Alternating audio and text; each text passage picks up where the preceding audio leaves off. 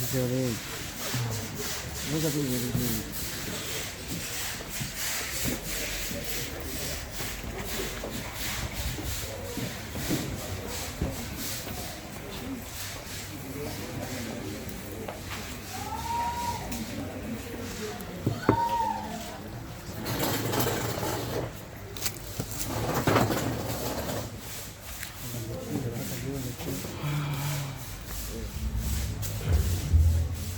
Toya maji.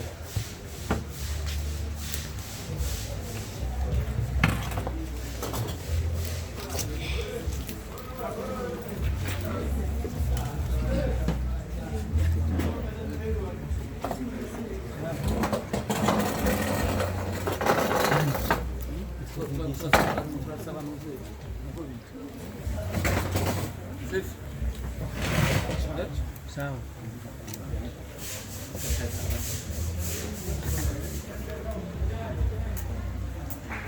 Turabaramukije nibaze neza ko mumeze neza uno munsi nibaze neza yuko benshi mwashoboye kuva mu mihana iwanyu muve ku buzi bwanyu muzi ibyo mujemo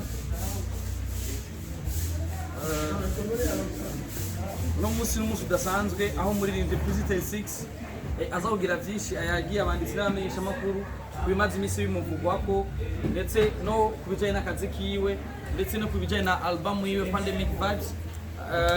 arutse gushira abona ataraheza kuzisohora ariko arasohora zimwe zimwe aza kutuyagira byinshi ndetse amaze gweza kutuyagira byinshi abamenyesha amakuru muraza kuronka umwanya wo kumbaza ibibazo mushaka bivaye n'ivyo aza kuba yashikirije uza kuba ari umunsi udasanzwe ariko kandi imbere yuko dutangura araza kutubwira icyo ari cyo Sorcerer Sword icyo gisigura n'igituma hashinzwe icyo kintu mbega icyo kintu n'igiki ni Rebel Management n'ibiki byose araza kubishikiriza yongere kandi atanga umuco kuvyari bimaze iminsi bimuvugwa ko aho hagiye aravuga amajambo menshi kuri we akandikwa amajambo menshi kuri we yaravuze ati reka mpamagare abanditsi n'abamenyesha amakuru kugira shoye kugira icyo mvuze ndubwira icyo shoye gushikiriza abantu aho ni mu gihe abantu batari bwigere bumva ikivuye muri Prisi 36 umwami w'ibirere muramuzi ku ndirimbo nyinshi zakunzwe ndetse no kuri nyinshi shasha gisohora ndetse n'ubuzi gikundwa ndetse ziko zirakigwa neza n'abakunzi b'umuziki abarundi benshi barifuza kumva ico Prisi ashobora gusigura ku bimaze isi bimuvugwa ko ndetse n'ibindi byinshi bijaye n'akazi kiwe rero turabahaye ikaze kongera tumuha ikaze na wene nibaze neza yuko ari umwanya wiwe ndetse tubikore mu bangutsi no dukoreshe n'umwanya muto kugira dushobore kurungika abamenyesha amakuru mu bindi bikorwa murakoze Prisi akanya rigwaye Ego ranje murakoze je namwe yakoze nshimira Imana dushobore kuri uno munsi nshime n'abitavye kano buno butumire ariko imbere yuko ntangura ndafise amamedia amwe tutari muri muze nziza narabivuze uherutse narimo amamedia menshi ntarinzi mugabo abantu bari muri Siren bako muranyumva neza abantu bari muri Siren abantu bari muri ijya waka TV sinzi Landry abantu bari muri waka TV na muri Siren Vibe abantu bari muri Rondondo Map n'abantu bari muri Indundi nabaza ko nimba bari imwe botubise Siren Vibe waka TV Rondondo Map n'Indundi nimba bahari na Induzi abazi barimo botubise murakoze nk'uko Ranje yababwiye ubu ikiganiro kiza kuba kiri ku bintu bine mu nyamukuru ndabona iyi album yiwanje mwese mwabonye ariyo Pandemic Vibes araza kubamo ndavuga na kuri business twakoze umwaka wose kuva muri December umwaka uheze gushika no munsi turavuga no kuri ipimero ko gusohora mwabonye ushize ama statistique kuri kubyo twinze n'ibyo twasohoye hama ndaza kuvuga gatoyi mu madetaye ninjiye cyane mu ntuzeya ninjiye cyane mu mizi kuko ababijeje bambwiye ko donc afise urugero rubanza mbwiye yuko ntoja mu madetaye ndaza kubaha bitoyi kuri Intox imaze iminsi ivugwa mwabonye mwese mutayobewe rero mu gutangura turanyatsa kugira ngo muze kushobora kuja mu bindi. Album yacu mwarayibonye, abashoboye kuyimbaza mwaziko mwayibonye mwagiye mubona yasohotse, ariko ntiyasohotse kuri YouTube canke kuri platform. Ni album yagurishijwe ku buryo novuga bw'ikibire, nibyo mu majambo harawe bw'ikibire, kuko nje nidondariza hama ngongera inyungu zose nkazironka. Twashobora kugurisha abantu bashaka kuri 183 bari mu mihingo itandukanye y'isi barashobora kugura album yacu. 157 jana 57 bari abo hanze, ama 76 nabo na bino. Ama gucerekeye amashapo haraguze amashapo 26 mubona iyi marke yacu Triple S. Ongera hagwa n'ama t-shirt 842 kuva mu mwaka wa 2020 gushika ubu, kuva muri juin gushika ubu mu December mu mwaka umwe n'igice. Ku byerekeye rero ibyavuzwe nibaza ko byavugwa byinshi resama mwarayibonye, tuza kubigarukako. Ndaza guca nyene ku mpande abariko barabikurikirana, naganda bashimire. Nshimire kwanza igipolisi cy'u Burundi, nshimire inzego zikuru zijejwe ubutungane, nongere nshimire n'inzego zikuru zijejwe iperereza mu Burundi, bakoze akazi kadasanzwe naho bitarahera, ubwo bariko baragira amatohoza bamenye exactement bajya abantu bari inyuma y'ibyo bintu abaribo. Ngira mwarabonye ramaze igihe ntaboneka kuri social media nimwe hafi indwi n'inusu, nivyo barafatiye ivyuma baramfata nanje mugabo Imana irakinga bija mu buryo biratungana, amanda subizwa ivyanje. So rero ane nizo kuganira ko bafise ikibazo naza ko MC Randwe dufasha kugira ngo tunyarutse mubona ko n'amasaha twacerewe gatoya. Murakoze. Ego kuba ninze baduha n'umwanya reka tubwire kugira ducungura amasaha. Please wadusomeye byinshi, watubwiye umwe ibintu biderekanije, ariko nimba atakiri ikintu ushobora kongerako nibaza ko ivyo watubwiye ari byo nyine tuza kuyagako utinjiye mu mizi canke. Ego nkuko nabivuze tuza kudevelopa amapoint ane nkuko nababwiye mwese, tuza kuja mu mizi kuri irya dossier mwese mwabonye, kuko abari twakureka n'urwo rubanza banyegerera bambwiye ati rindira ko amatohoza kibandanye. Muramubona kenshi ibintu byo bibaye, hariho ukuntu bategura bakabivuga ku mbuga zabo, murabizi. So rero haracari kare, ariko nkuko naje nambaye impuzu zera gendera abafana canke abakunzi banje nimugenda mufise umutima uhagaze, ndera gushika ubu ndera, kandi urubanza aho rugeze ahantu heza cane, donc nimugire ikibazo. Rero nkuko narinde kubwizwa kudevelopa muri amapo ane niyo muza gushobora kumbaza kwibaza. Murakoze. Nibaze neza yuko Fizi yashobora kugira icyashikirije, ndetse mwashobora no kwandika ahantu kubyo yifuza ko tuyagako, naho atinjiye mu mizi cyane, ariko ibishoboka yashobora kubivuga. Ariko reka dushobora guha umwanya rero abanditsi b'amesha makuru kugira bashobora kugira icyo babajije kubimaze iminsi bivuga kuri Fizi, ndetse no kubibazo byose baba bashaka kubaza kugira bashobora gushikiriza abasoma ibinyamakuru byabo cyangwa abakurikirana ibinyamakuru byabo kugira bashobora kuronka inyishu ibibazo byabo. Ikibazo cyambere reka mpere kuri jewe. Fizi urumuririmbyi w'umurundi watwaye ama award menshi, awards zigera kuri 5 ndavyibuka, ndetse warakoze ama hit menshi, ndetse ukibandanya ugikora, ufise umwami w'ibirere n'izindi, ariko ndashaka kwanza cyambere na mbere tumenye kwanza Sorcerer Sword ni giki,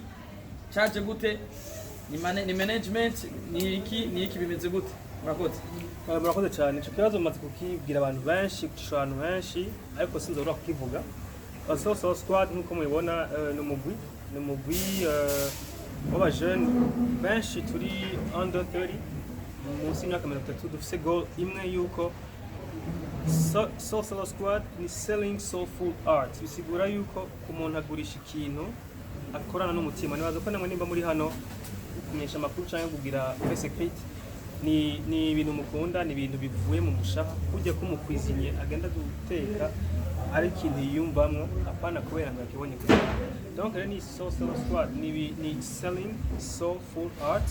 turari kuri Instagram, turari ku ma platform menshi mashaka guca muraba en detail ibyo dukora. Turafise imipira, turafise amashapo nko mubibona, turafise n'ibindi byinshi two turakora. Hama bientôt bigenze tuzogira na record label mugabiri muri gahunda, ariko studio recording yo isanzwe ihari naho itaraba opened publicly. Ya muri rusange rero dukora hanini ni uko source.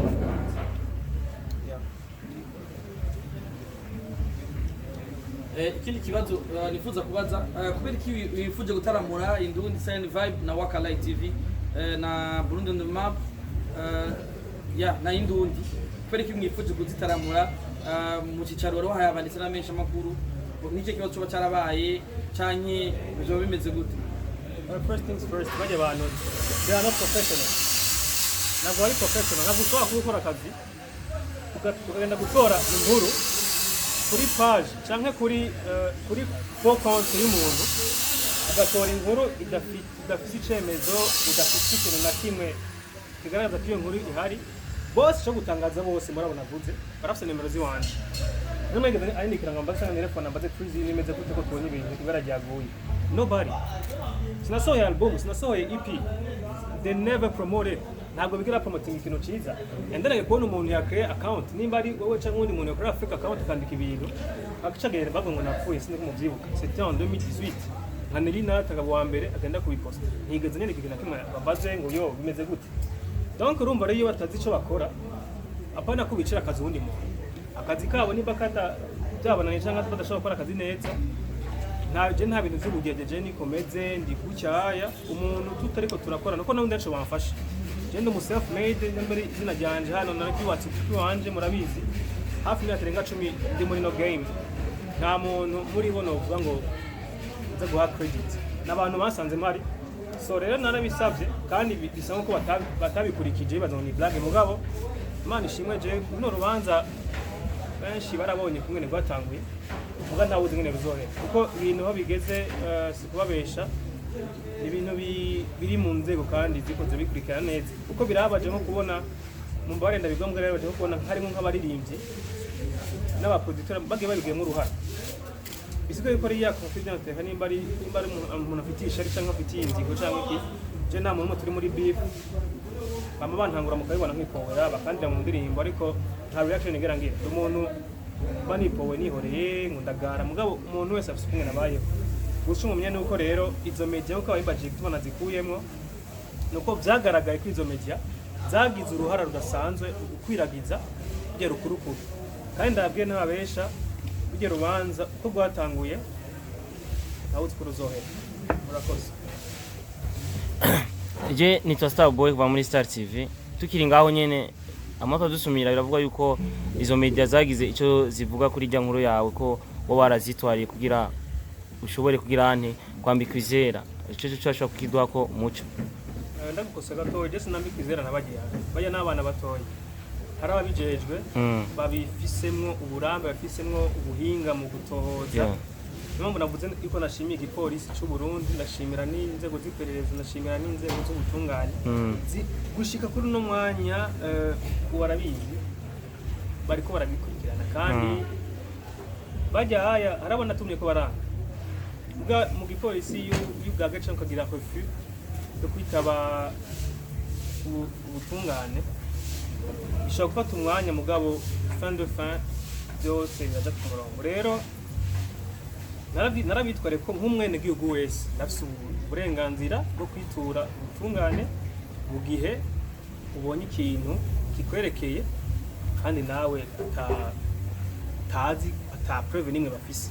Donc rero nizo narabitware mwe arabonye nyene kandi n'ubu ndase kubasaba nimba hariho ama emission yiwanje ariko bajya TV ane canke ama radio ane navuze birarengerana babikure ibyo banditse banyendetse ko ibi bishasha nawo bigumiza ku mugama ama emission twakoranye yose avant nimba he imyaka 10 canke ngahe numbaze babikureko nta support yabo nkeneye nta nigeze ndonka nkeneye hama kuba n'abakonvotse kandi n'ubu ntibirahera rero ndizokonvoka ubuvu muzobibona ndabizi. Ikibazo cyanje cya kabiri turaja kuri EP werutse gushira ahagaragara wavuze ko uri kurayigurisha kibire hari abantu tutatahuye neza mbega nk'umukunzi wawe canke nk'umukunzi w'umuziki wo mu gice cy'u Burundi ashobora gusanga he iyo EP indirimbo ashobora kuzikura he kugira abandanye kugushigikira ahubwo niho utatahuye neza navuze ko album niyo nagurishije kibire album Pandemic Vibes sino EP yoyo irahari EP yasohotse nyamempa nka so many hits yasohotse iri kuri YouTube ni for free ni muziki nakoze kuri iryo dosiye nyine mwese muzi ivuga ko point par point abagize umwanya wo kumviriza iryo EP barumvise story behind every details muri rya ndirimbo. Thank you. Murakoze please mu nkundire suri nyuma gatoya abenshi bako badukurikirana no mwanya hari abantu benshi batigeze bamenya ivyabaye n'ababimenye ariko ni namakuru yagiye arakwiragizwa n'abantu benshi batandukanye bavuga yuko muri bimvyi President 6 yoba hari ibintu yoba akora yoba ahuza ibitsina nabo babisangiye nabo babisangiye kandi amategeko y'Igihugu cy'u Burundi mu karanga y'Igihugu cy'u Burundi ivyemewe n'akaranga kiwacu nk'abarundi ivyemewe nta naho byanditse naho byemerewe gufata ku nguvu ya gufata ku nguvu byose ntibyemewe nashitse gusubira ngo abantu bamenye iviri kurishura ko abantu benshi babona kurishura atavyo bagize ugerageje kuraba ico kintu bakwangirije hariho n'abandi bantu bagiye baraboneka bavuga yuko babikorewe bavuga neza ko kwatangwa amatimwa nyashe kuri mwebwe ngoma mubazi canke byo byagenze gute kugira izina ryawe canke ama message yawe bamere nk'abayerekana byo bari byo canke bwo bari ubeshi kononera izina kuvuga bitubwira okay murakoze nkuko mwabonye narashitse kuri Twitter post banyandikiye le 25 octobre ni konti ya fo yo kuri Instagram sinuka neza izina ryayo ngafura byose mu madosi turayifise yandikira ngo nutaduha nimba ari ngo wisondora siko mwabonye boro ati tuzogucafuza kushobora ko sunyuma gatoyi ari abantu bansabye ko tukorana marché yo kudandaza imipira yanje yo kugira business tugafashanya rero ndabwiye ati jewe marché yanje kumwe nipanze ntabwo irinda guca mu maboko y'umuntu imipira nunika hariya ndafite ndayirunga kandi amakuzo kandi ndajya 100% yose muranyumva amare mu nyuma rero ndakubona rero izo message andikira ngo utagize ibizo kugirira ibizo so rero je byashitse then nitegure da bintu nari boss nzi ko agira bije mugano nzi ko nitegure ko mbazogira ikintu kibi kuri jewe amarero nkuko gute ati ibyagiye biboneka hariho ijya account nimba ari ngo budget 257 ijya account then subamera bigaragara neza ko umuntu atabazi umuntu aba afise numero ziwe nimba ashaka growing page na audience yiwe then ibintu by'amari baturabiza amabigera bagateye inkuru ya fo amanda ndavuga n'undi muntu sinzi ko ari mu gace no mu metre nawe byabonetse ko yagize nk'uruhara cyane muri iyo intox wewe sinzi ko afise ubwenge burengeye bw'abandi cyangwa afise amashure y'ubwavoka burengeye abandi cyangwa afise iki gusa nuko byagiye bigaragara ku matoza ariko arakogwa yuko binshira ama montage bagiye bakora kuko ubuze ngo message sinzi ko mwabonye na message banditse ngo Messi nyandikiye kuri account iri verified Messi yandika ngo freezing urasarisha donc ndi ko Messi je yo bandi ya Messi yo muri PSG peut-être ngira Lionel Messi bakora ngo na Messi yanyandikiye ngo freezing urahara donc pour dire que muri mu matohoza kogwa nta ikintu bita preuve tangible ugaja kuri message parce que message ni photoshop umuntu ashobora gukora message bikagira rero ivyo rero yari plan yapanzwe kamwishora ndo ipro yapanzwe kandi yapanzwe n'abahinga mugabunza kuba barambonyemwo bari muri rinzi umwe ukotsero umwe ibigezemo uruhara nawe nyene brama birabaje ama kina cyo novuga nuko Landry ngerageje kwishikazo wabajije uwo mu maître nimba ari avoka sinza kuvuga izina ngiwe muramuzi ndazi ko mwayibonye kwiporta volonté cyangwa gufasha umuntu yagize iziyangorane n'ivyiza iziyangorane no kuri nta muntu nandi no fasha umuntu mugabo ari umuntu yize amategeko azica amategeko avuga ukaza gushikira ibintu ka preuve rimufise takenda kumufise kiza kame cyo kintu ukaza no guca ushaka rero ngo umuntu umufunge cyangwa umugirire nabi ukore ibintu kuri we, nibaza ko ikinyoma kimara umunsi nikimara umwaka. Kandi icyo namubwira ni uko ujya mu avoka yabigizemo uruhara cyane cyane, ku buryo jewe umunsi ugira icomba cyangwa akagera n'ikintu kinshikira, umuryango urabizi, umuryango warakoranye, abari hanze bari hano bose barakoranye. Nibaza ko ariwe muntu wa mbere bagenda babwira, niwe muntu wa mbere bazorabira hafi, ko narose n'amapera y'amanimero ntazi ubyo bintu ngo bihagarike ngo ibiki ngo babaje cyangwa mugabo sindi pre kubihera, kubera hanje naza ko baranyambuye impuzu tu. Je nane ndo umuntu abantu bavuga ngo freezing ngo genda nango tukane kuri Twitter cyangwa ibiki,